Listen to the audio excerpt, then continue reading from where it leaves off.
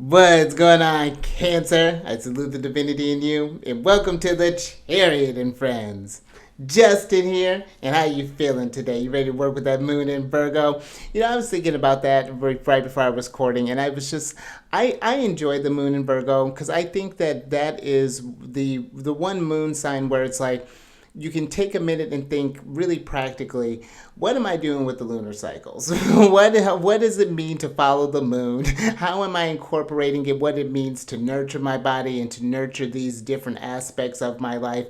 I think a good moon in Virgo, the moon in Virgo is really great for doing those types of things, helping getting stuff in order too. But we'll talk about all that in a moment. But if you're new here, again, welcome. My name is Justin, and know that when you're coming across this video, you're in sync with the moon, and she loves that. But this is also a place for if you happen to have Cancer in your placement. Sun, moon, rising, Mercury, wherever. This one's for you. And I do tarot card spreads based off this lovely luminary, the good old moon. And I'll talk about what sign she's in, what phase she's in, and what she's going for. Of course, there's all those lunar shenanigans. Yet I had a little extra oomph. I like that one. And just so y'all aware, this is a general reading, not a one-to-one. So take what fits into your story, discard the rest, and everything will be dope, Cancer. Now, let's jump into it. Feel a little silly today. I feel silly every day. And I'm feeling this big energy too because, well, I'm going to shuffle your cards while I'm talking about this, but depending on when you're watching this, happy Jupiter Day. Jupiter's associated with Thursdays. And, Jupiter is, when you think about Jupiter, expansion, abundance, fertility, regalness, all the wisdom, all those Jupiterian things. This is, I just feel like a great day for hold on, take spirit. One, just remembering just the whole purpose of this thing. Something about Jupiter being like one of the signs that it rules Sagittarius is something about Jupiter brings things to life. The nature of Jupiter is just like this warm and moist energy. So there's just something that at least the Sag side of him brings about this. Anything is possible in life, in that there are experiences in everything that we do, and there is a potential to not just go find something, but to, if you don't get anything else from a situation or from an experience, you get the wisdom and the things that you've learned from that thing. And sometimes those experiences are worth more than the material things, those experiences that keep you inspired, that keep you moved. And then that gets me thinking about the Pisces part of him, the part that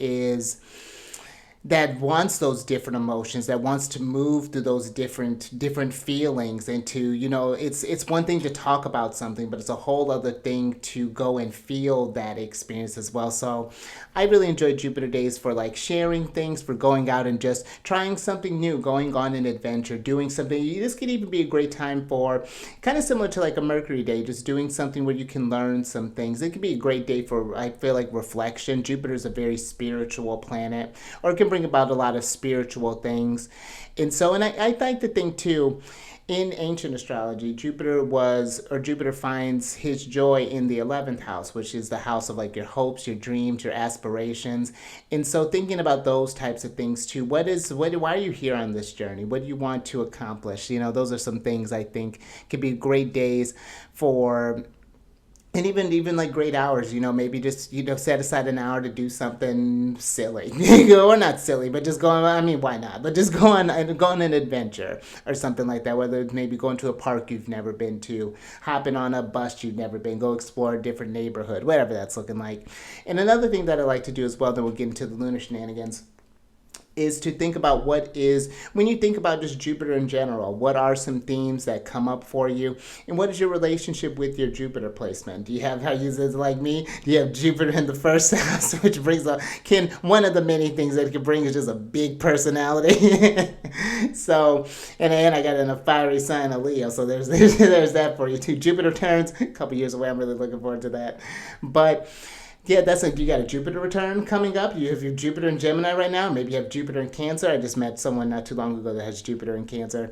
So these are just some things to think about. There are some things that I invite you to think about when we get into these like kind of planetary days and working with the hours as well. So, but then, all right, enough with Big Papa. Let's get into the talk about the moon. Because on the 19th of December, the moon is going to be entering into Virgo at about 11:37 p.m. and that is Pacific time, and we're in the waning gibbous phase still. We're getting closer to that last quarter phase where we're getting ready to kind of close things out. When we're in this waning half of the lunar cycles, especially when I'm thinking about with Virgo. This could be thinking about maybe you set an intention for the beginning of this lunar cycle, and maybe there were some things that came through, maybe there were some things that didn't come through. And I'd like to think the moon in Virgo can be a time to just take the loose ends and start to tie those things up. Like, okay, what's actually going to come with me, and what do I need to maybe set aside or discard altogether? Because when you think about Virgo, Virgo is they're ruled by Mercury, the smart. I was gonna say the mercurial Mercury. This is redundant, but the fast moving, fast talking, quick thinking, wise Mercury. They're the mutable sign is their modality. So there is this adaptable nature that comes with Virgo, and the mutable signs are also kind of the ending of a cycle where the cardinal sign initiates the thing, the fixed sign holds the thing. The mutable sign is the evolution of that thing. It's just changing into something else. We're getting to it, how we're moving from Sagittarius and getting ready to move into Capricorn. Is that similar sort of transition? There's a feeling of endings that come with the mutable sign. But Virgo's also an earth sign, so they're great with this material realm. And that's what I was thinking earlier. Just how the moon is exalted in Taurus, another fellow earth sign. I find in Virgo, this is where she can this I find is a great energy for getting the house in order. Is a one great way I feel like for working with the moon in Virgo. Or is there any sort of like getting things like, is there any kind of paperwork that is scattered throughout? How's your office? Do you need to, doing some decluttering, especially in the waning gibbous phase? Make space. If you haven't been able to have time to do certain things or certain intentions, this could be, okay, what's getting in the way of that? What are some material earthly things that I need to rearrange and shuffle around, or again, completely get rid of in order to incorporate this new thing that's going to further my journey? So that's something where I think Moon in Virgo is one that can really pack a really heavy punch and be, as far as like being constructive, being productive, getting things feeling like the flow is going on again. So, and I would say this would be a great invitation, I think, with the moon in Virgo as well. My moon actually, my progressed moon actually just entered into Virgo about depending on when you're watching this, like almost like a week ago, and it's got me thinking about like certain aspects of my relationship with Virgo. I have Virgo in the second house, so I'm thinking about money, thinking about resources, things in my emotion, and how I'm taking care of it, but also the emotional attachments to just like resources and things and how I make them. So, but I find like with Virgo, if you can find too just like the practical, like I was saying, those practical applications of why am I working with the moon? How does the moon cycle serve me? And how am I serving the moon? Like, and not just like literally maybe like, well, maybe just like rituals, maybe you do like little prayers or meditations during the moon cycle, but also like when I say service the moon, like how am I servicing my moon placement? Because, we talk a lot about our sun sign, but our moon sign is equally important. The moon is how we disseminate and incorporate the things from the sun. So it's that reflection. So we can't look at the sun, but we can look at the a full moon. So which is reflecting that sunlight. So those are just some things that I like to just kind of reflect on, to think about. And if you have a lot of mutable placements, is this one that tends to be a tougher time for you? That's another thing to think about. Or if you happen to have a lot of water or earth placements, more so specifically, let's say like Scorpio, Cancer, maybe even Taurus or Capricorn, this moon in, and even Virgo, especially Virgo, if you got like a sun in Virgo, this can be how does this time work for you? What's your relationship when the moon is in Virgo, and how do you feel yourself operating, even not just when the moon's there, but even during like that cycle as well. So you can really kind of break this down in a multitude of ways with Virgo. Virgo's all about that data. So get yourself some valuable information, some valuable insights during this time for sure. And if you're wanting to work more personally with these planets and with this luminary in particular, down in the description box, I have a list of services that I provide. So if that's something that you think would help you on your journey, whether that's going through a solar return, going through a lunar return chart, going over your natal chart, going over just where the planets are transiting through your houses, what's a progressed moon, all of those things. I provide all that stuff down there for you. I'm actually going through the moon's going through some. I was just thinking about this. Here's another application working with like the lunar returns, for example. Then we'll get into this. I am in this month. I have my lunar return in the sixth house again. The month before last month was a sixth house month, and I'm noticing where I do need to be more mindful of my health. Sleep is kind of a bigger one too that I need to pay attention to, because that's how one of the ways the body recuperates. So, and just the things that I'm eating, the making sure to move the body, those are just some things that I've been thinking about them. So especially like yoga, not just like the physical, just like move body, but taking the time to just sit still. I find it easier to skip a yoga day than it is to skip a workout day. So that's even something that I personally am getting, like just kind of getting back in the swing of, or making sure to stay up on that. So just some ways to work with the moon in Virgo. But that's all I got for you there. So let's go ahead and switch over. And then last little thing, these readings that I do, they're not gender specific readings, so apply these energies to people as they make sense for your situations. And before we jump into this thing, I'm going to ring this bell to bring in some good vibes, so adjust your volume if you need to, but let's give this a ring and then let's get into it.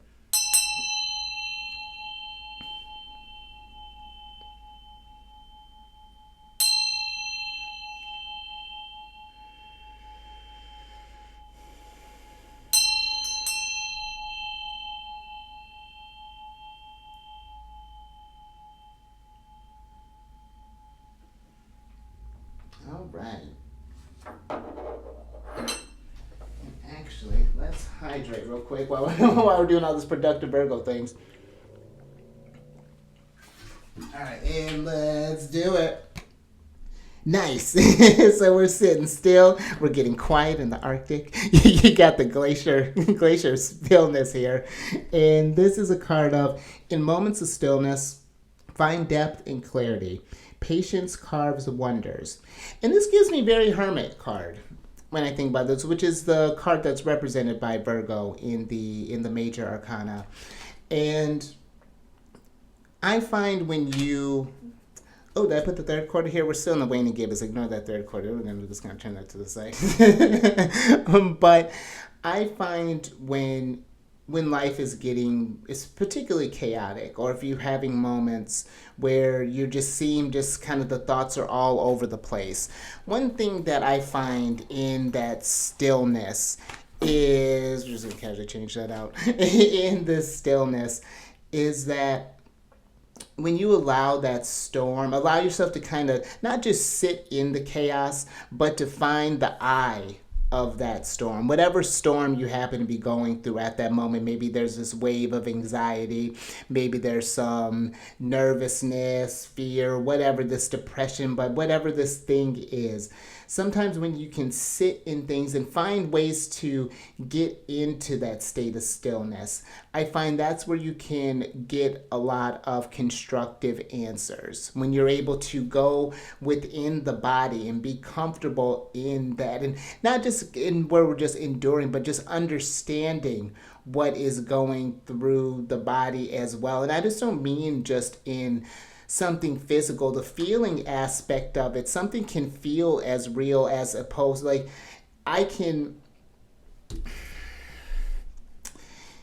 it's like it's one thing to be actually cold, as I imagine it would be sitting in this where she is at this moment. But I do have an idea of what it feels like to be cold, and sometimes if you that feeling can get so strong that the body believes that that is happening. And I think that what this is trying to get at is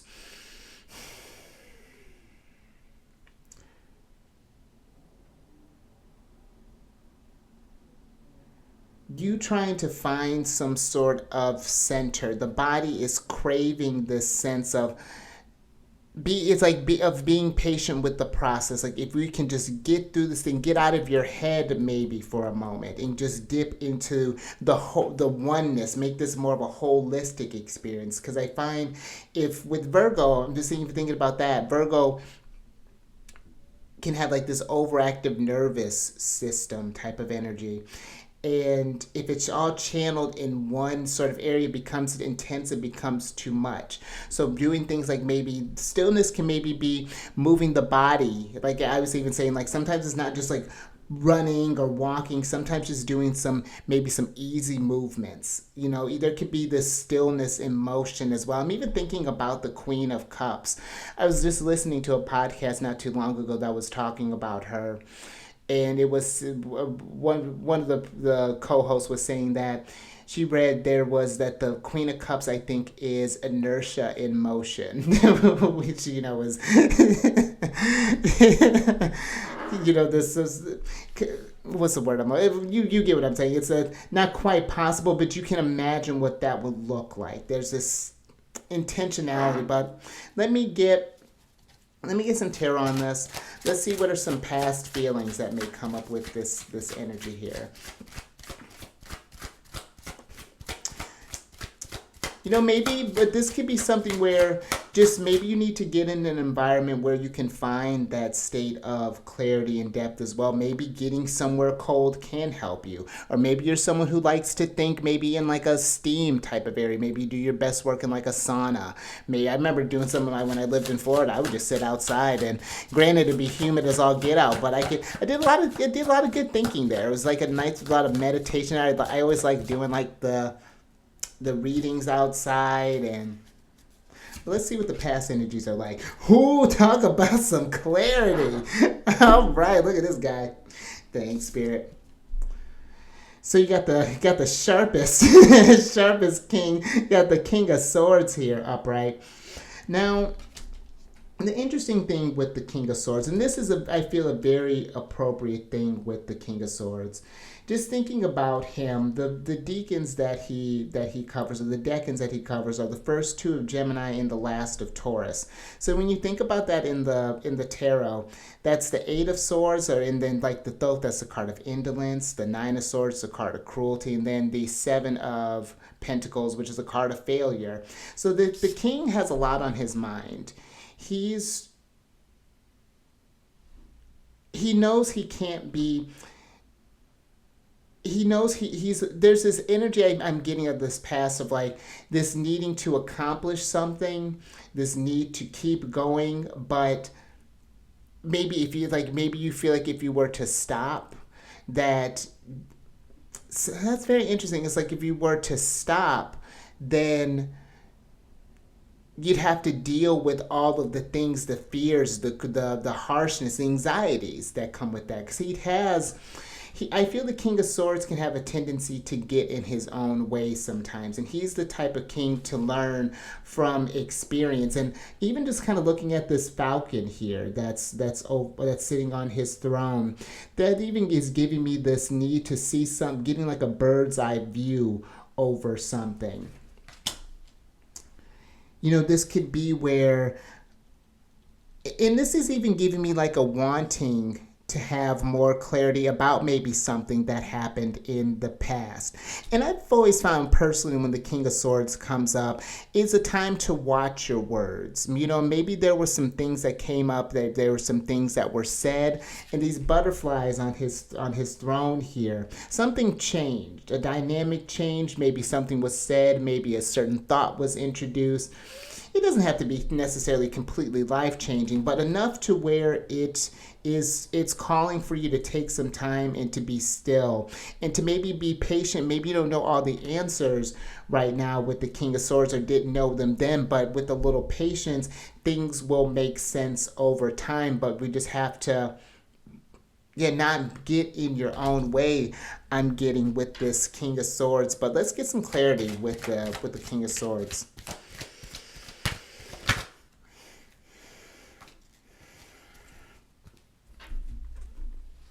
Spirit.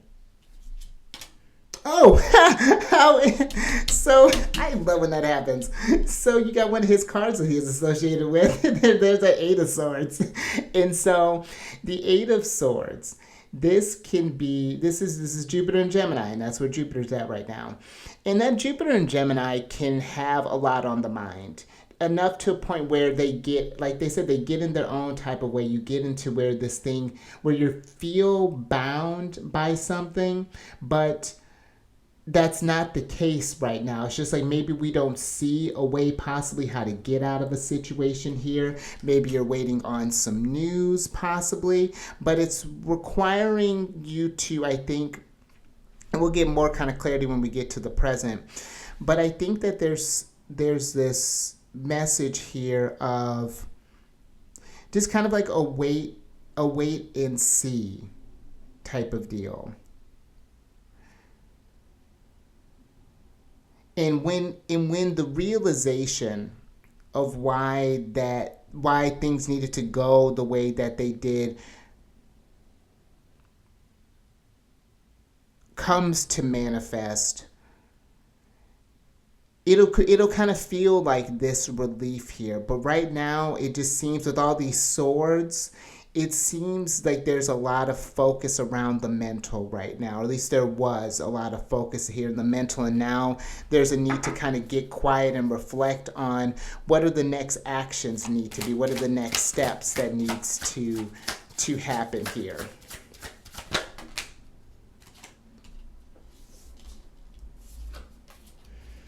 Oh, interesting. Okay. Thanks, Spirit. So with this present energy here, here's another one of his cards. You got the Seven of Pentacles in reverse here. And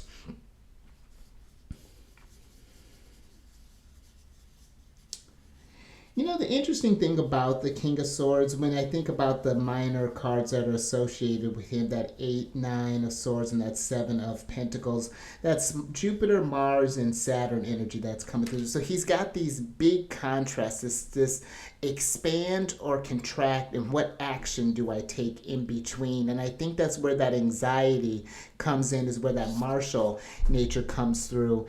And right now, this Seven of Pentacles here is giving me this. It's like we're still waiting on some sort of results right now. We're still waiting on something to come through.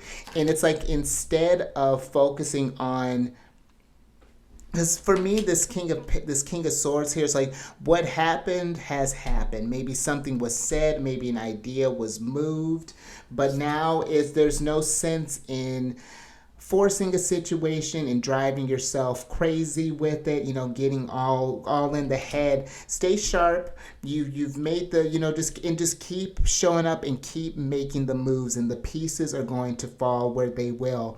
I even just got a picture of just like a chessboard where you may have to sacrifice a few pawns in order to get that next really big move. But let's get a clarifier on the Seven of Pentacles.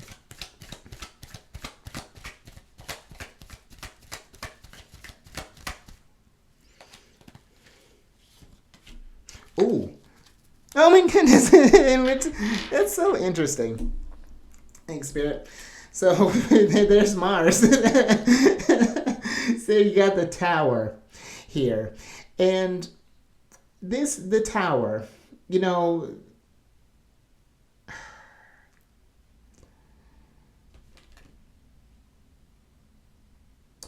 for some, I'm getting this energy here of maybe in the present, it's like something isn't going as planned, or this can be a, a signal, or I don't even want to say a warning, but more so like I guess a caveat is a more sidestep way of saying a warning, but I just like a recommendation that if you're trying to force a situation along, maybe you're waiting for an answer for someone, and then if you keep bothering them and kind of forcing their hand, then maybe they may not respond the way that you want to, and it can lead to this sort of situation. Or you keep pressing something. It's almost like I'm thinking like a wound. If you keep picking at something, it's never gonna quite heal. But there's just something here too that you've taken this much time to do something. There's something about like I don't know, like an action that's needing to be taken, or maybe like watching, and even like maybe like kind of like being aware of what you're saying, not maybe just not messing or missing a chance or messing something up in order to, and it's just something's being made worse potentially here with the Seven of Pentacles if we're not patient. If we, it's like finding something to do in the meantime so that you don't, so we're not just focused on just this one thing, and again driving this self kind of crazy here.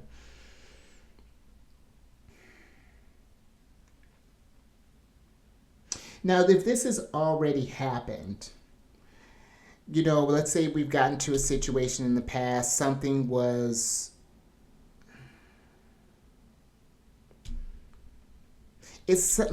got in the way, it seemed like in the past here, and now we're in the consequences of it with the pentacles, and this pentacles to the Tower. It's like this could be like maybe making a bad investment, for example, or this could be this would give me the scenario of example of someone needing to get some money quick, so expecting like, let me just go to the casino really quick and try to get a jackpot, or get some good plays, and then in that chasing the money end up losing a lot of things, for example. That could be one way. So that's just something to kind of be, I say, just be kind of cautious about, just sort of not letting a focus, or maybe even like a singular thing, help make you lose focus here. That's really fascinating. Let's get some future energy and see what's going on here. Okay. Spirit. So you have the Seven of Cups for your future energy. And this is, the Seven of Cups for me is a very interesting card. I think that this future has a lot of feelings potentially, as far as like maybe if a situation has happened, if a situation has potential to happen. There's the direction something can go in a number of different ways with the Seven of Cups, and I think that this is a thing you can sense. It's either something you can sense that's going to happen, or there are a lot of feelings that are coming up around something right now. And I would say be mindful of where that takes you with the Seven of Cups here, because this is Venus in Scorpio, the Seven of Cups. And in the Thoth deck, there's a card of debauch. And this is usually like my prelude to a devil moment, where things have gotten out of hand. The Tower moment has come through, and now we're not quite sure what to do, feeling overwhelmed. And then next thing you run, then there he is, knocking at your door. Who invited you in here? And the devil's right before the Tower. So this could even be like I'm even getting like a repeat thing kind of energy coming through here too. Being mindful of something like that. Let's get a clarifier with this Seven of Cups.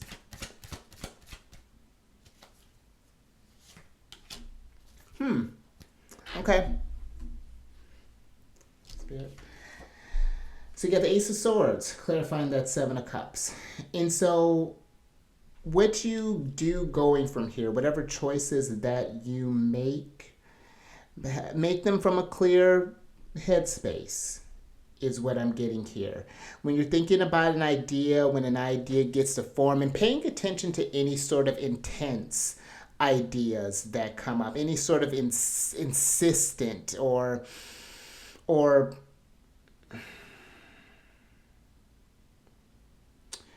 not insistent, persistent sort of thoughts that seem to be coming through right now. That may be because the Seven of Cups can be this sort of delusions of grandeur, or this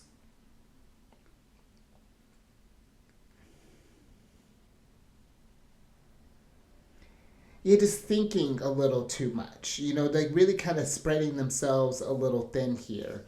So call on that wisdom, because that's why the King of Swords is, you know, he's been through a tower too. He's had better days. But he does learn from these things. He learns from his failures. He learns from his mistakes, and he's not critical about them. He doesn't let them get in his way. Not all the time. You know, there's some days, again, like I said, some days are better than others. You know, in this past one, maybe he's in a lot of his energy. You know, I with these cards that are coming out here. You know, but yeah, I think that he just has to remember that clarity. Remember the past experience as well, and the things that have gotten in your way before, because something is. And I even get this patience, this being patient may feel more so like the end of the world with this tower. This could even feel, I don't want to say it's exaggerated, because all situations are different, but it can feel maybe a lot worse than what it actually is. So, and again, apply it to your situation, of course. So, but just keeping that perspective in mind is something that I think would be very wise here. But let's get some advice from Mercury.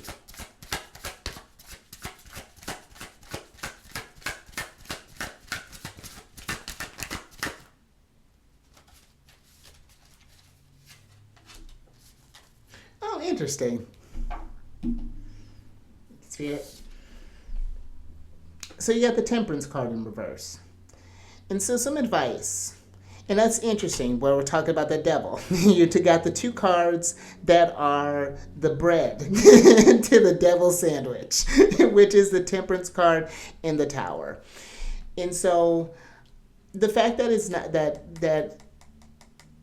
it's not here is giving me there is this chance to get back into balance, to get things adjusted again, because it is a constant balancing act, this journey here. But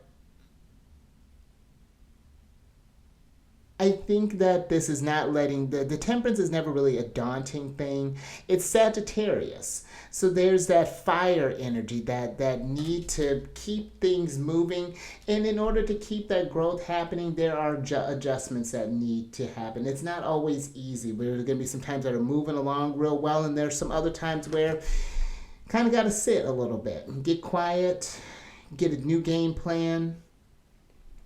And that's what this could be.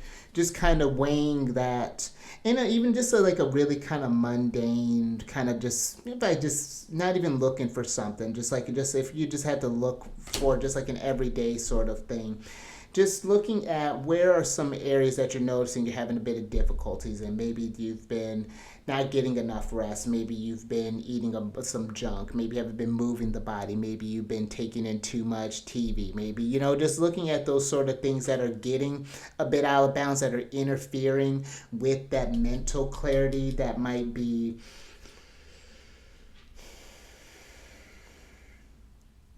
even with the Seven of Pentacles, even like maybe slowing the growth a little bit.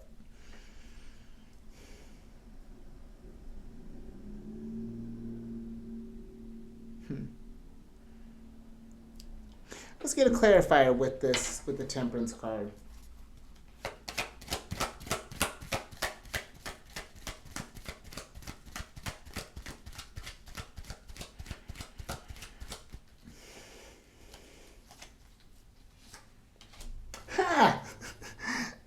And there's Virgo. So last little bit here. So there's that Hermit, and let's go ahead and switch back over. And I like this. This is a nice little kind of closing little thoughts here. So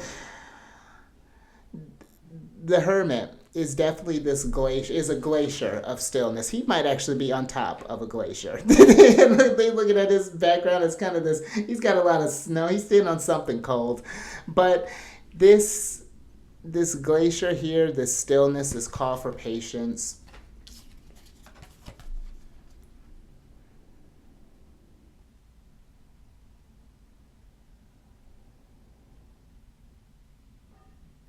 Yeah, something maybe hasn't gone quite as it's planned to, but that doesn't mean that things are off track. It just might need to, there may just need to be just some kind of adjustments that need to be made in order to get back on track. And sometimes the adjustment is going from, maybe for some it's you've been doing a lot of things to try to get things to move, and maybe it's just a need to kind of take a minute and just step back for a second. Just like, you know what?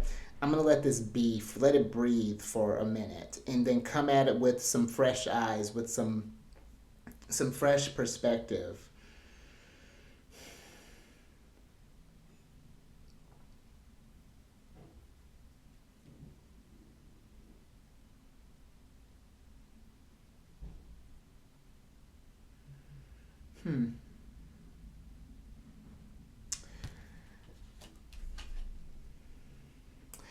And even considering that you're ending kind of on this little major pocket here, I think there's a lot of assistance from that inner assistance that can come in. I think that's where, especially when the outside feels really crazy, just going within can really help reset how we're viewing this outside. So that's just another thing I think to just consider as well. But I think that's all I got for you there. So just some things to meditate on, so to hermit on. But if you like that, if anything resonated with you, give it a thumbs up. And share this if you know somebody who could get some nuggets of wisdom from this. And subscribe there, you hermit. Hit that bell button, you king of swords. Hit the bell button, you notify when I release videos each day. And then last little bit, I'm going to shuffle for your surprise cards here. But yeah, if you want to get some information on the other celestial bodies, the sun and the other planets, thanks Spirit, on my other channel, Alchemist 8, also down in the description box below, I have a link for that, and I do weekly videos there, as well as some other short videos as well, talking about different planetary placements and signs and things. So all that's available for you down there in the description box. So, but let's go ahead and get to your surprise card so I can get you out of here. All right, you got the Poet card in reverse here, and this is a card of relationships and vulnerability. And interesting enough, this Poet card is fire energy. And one, I think that this is reflecting on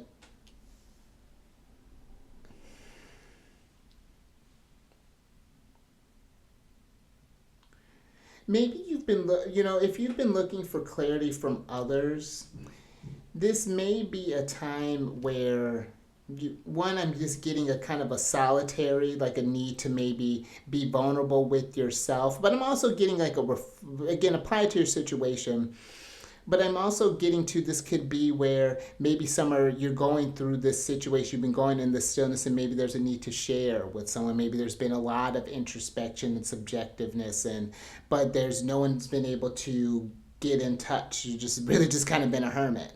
So that might be something to just establishing some relationships, getting some outside perspective could help get that fire moving possibly.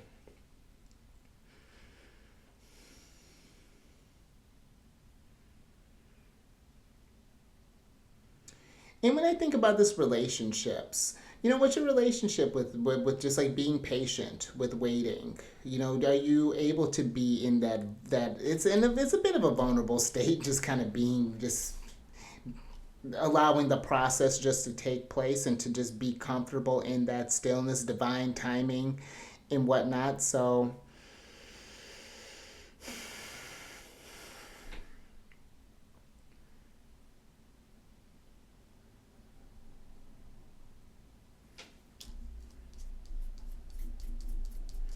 And if there's, I'm even thinking, just going through how this reading went, if there's any sort of like clarity that's needing to be had for maybe like how a relationship went, possibly maybe something happened where, who knows, things were going clear, we were clear on one thing, the tower came through, and now it's just like, where do I go from here? And maybe some like,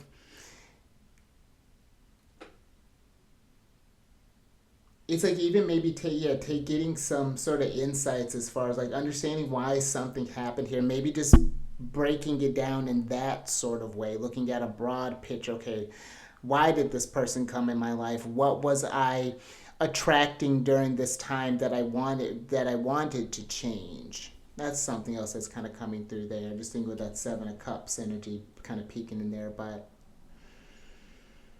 all right, I think that's all I got for you. So until next time, keep raising that vibration and keep eyes on that moon.